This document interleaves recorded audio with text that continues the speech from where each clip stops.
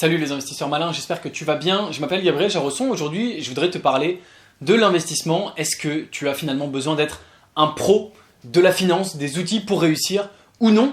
Je voudrais te parler de ça parce que je crois que c'est peut-être une croyance limitante que certains ont, que tu as peut-être en te disant « je ne peux pas réussir, je ne suis pas un professionnel, je n'ai pas étudié la finance ». Et je voudrais tout simplement t'en parler. Est-ce que tu as raison de te dire ça? Est-ce que tu as tort? Et pourquoi? On regarde tout ça ensemble. C'est parti.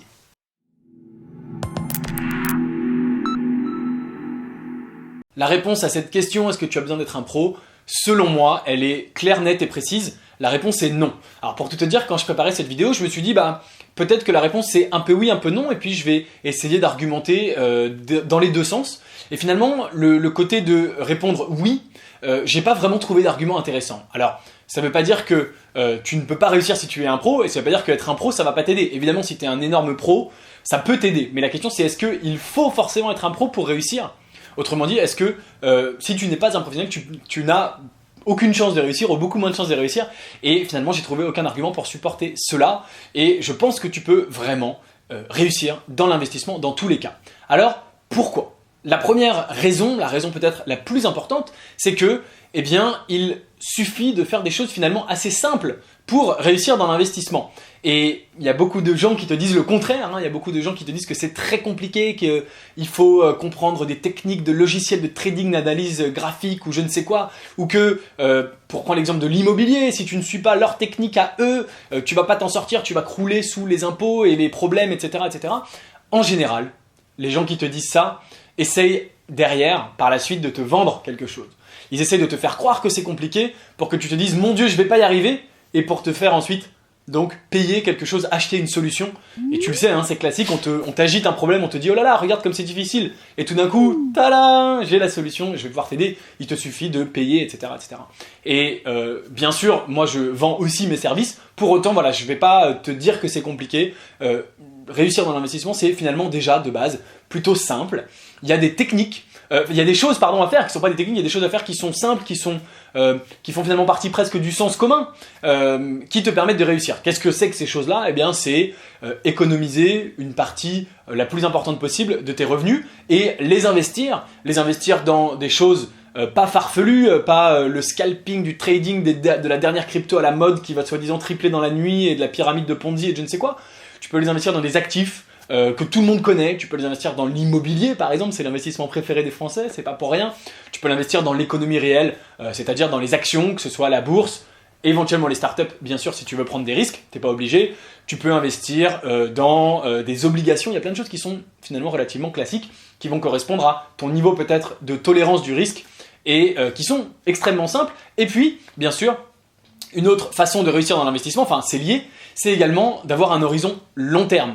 On ne le répétera jamais assez, il n'y a pas d'investissement magique qui va te rapporter de l'argent demain, ça n'existe pas, et donc il faut que tu sois patient, tout simplement. Il faut que tu économises, comme je le disais, une partie importante, la plus importante possible de tes revenus, que tu l'investisses et que tu attendes. Il ne se passera rien en 6 mois, ni même en 1 an. Par contre, si tu appliques cette technique, cette stratégie extrêmement simple sur 5 ans, 10 ans, 20 ans, là, ça va bien sûr commencer à porter ses fruits de façon relativement intéressante et importante et conséquente. Et donc, il faut être patient, et pour être patient, il n'y a pas du tout besoin d'être un pro de la finance. Alors, comment faire pour savoir finalement vers quoi te diriger sans compétences? Comment commencer et où appliquer cette méthode simple?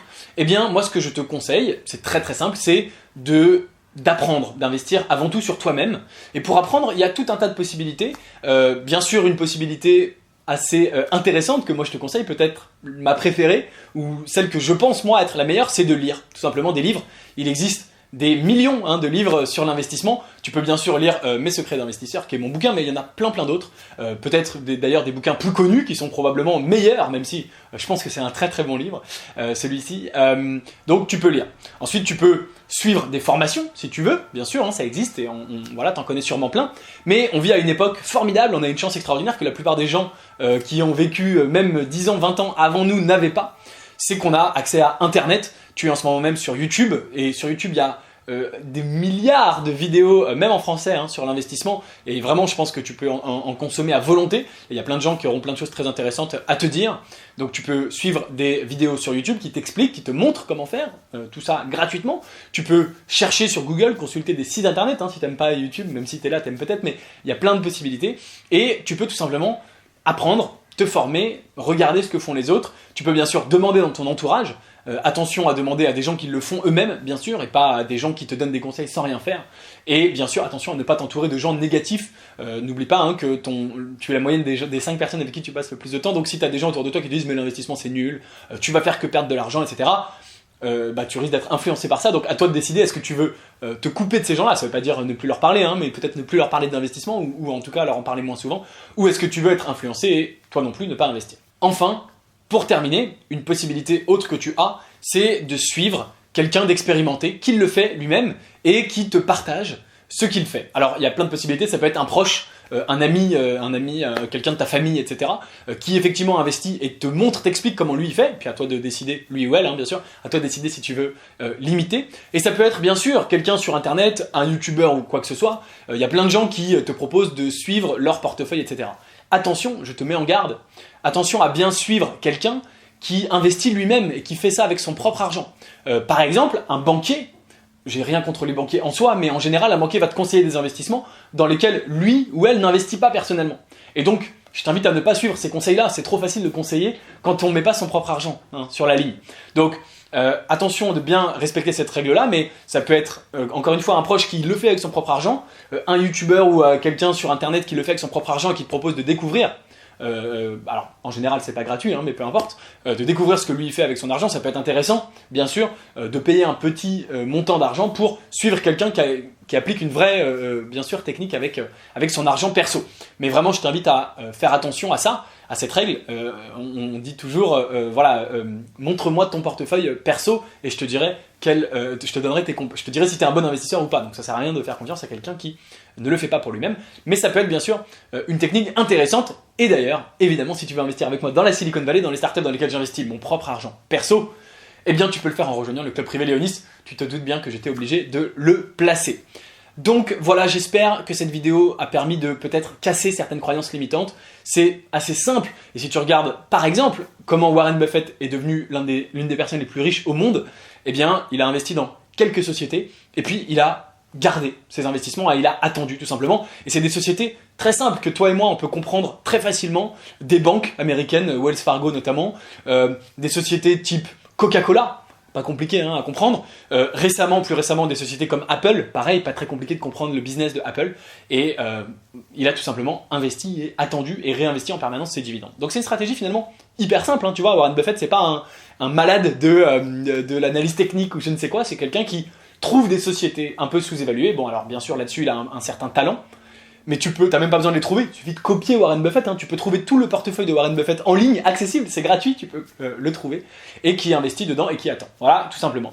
Donc, j'espère que ça t'a aidé, que ça te motive pour réussir dans l'investissement, même si tu n'as pas de compétences particulières. Dis-moi en commentaire si tu avais certaines croyances limitantes et ce que cette vidéo t'a permis de réaliser, même s'il y a une personne qui est impactée positivement par cette vidéo, j'en serais ravi, j'aurais fait le taf. Donc si c'est toi, mets-le-moi en commentaire et je serai juste trop content, tu me feras gagner ma journée, je serai vraiment, vraiment ravi, je te l'assure.